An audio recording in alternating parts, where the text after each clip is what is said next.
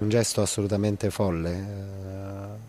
I nostri carabinieri stavano guadagnando l'accesso all'abitazione e mentre salivano per le scale sono stati colpiti da questa fortissima esplosione causata dalla deflagrazione di una bombola di gas. La deflagrazione è stata causata dalla donna che con un accendino ha dato fuoco alla bombola di gas già accesa, provocando appunto l'esplosione che ha colpito appieno i nostri militari, causando poi un triste bollettino, che abbiamo 3 militari deceduti. È il comandante provinciale dell'Arma di Verona a ricostruire gli ultimi istanti di vita dei 3 carabinieri morti nell'esplosione di via San Martino a Casteldazzano, zona sud di Verona, dove erano in corso, e non era la prima volta, una procedura di sgombero e una di perquisizione, un'irruzione programmata da giorni. In campo c'era una task force di uomini e mezzi specializzata in attività di questo tipo.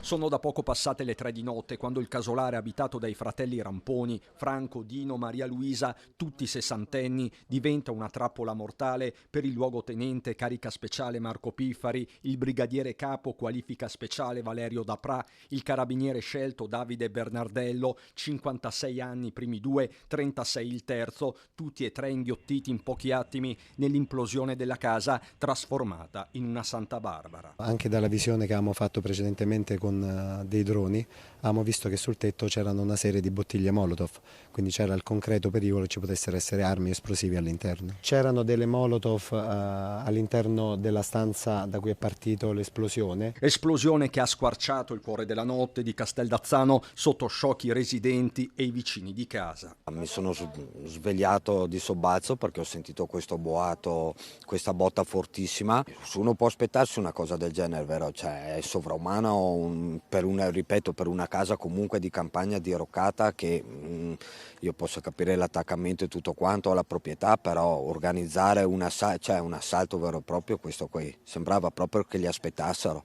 Cioè no, li aspettavano, a dire la verità. Quel voto lì credevo che fosse temporale, pensati, con cuore e gambe che trema. Mentre viene constatato il decesso dei 3 carabinieri, la macchina dei soccorsi si mette in moto per i feriti, mobilitata l'intera rete degli ospedali veronesi. Tra i codici rossi c'è la stessa Maria Luisa Ramponi, i 2 fratelli vengono invece catturati in successione, prima Dino, poi Franco. La donna era all'interno dell'abitazione, mentre i 2 fratelli erano in un cortile e alla nostra vista sono subito fuggiti, ma sono stati catturati, mentre poi la donna è quella che ha fatto appunto esplodere la bombola. Il terzo fratello, quello che è stato catturato per ultimo, dove l'avete trovato? Sì, lì nei dintorni della zona, sempre in aperta campagna. L'ipotesi iniziale per tutti e 3 è di omicidio volontario plurimo premeditato in concorso, ma il titolo di reato potrebbe tramutarsi in quello di strage. La dinamica potrebbe far ricondurre a questo tipo di delitto, assolutamente. In via San Martino in pochi trovano le parole, davanti le macerie c'è solo incredulità. Questa è una cosa tremenda, perché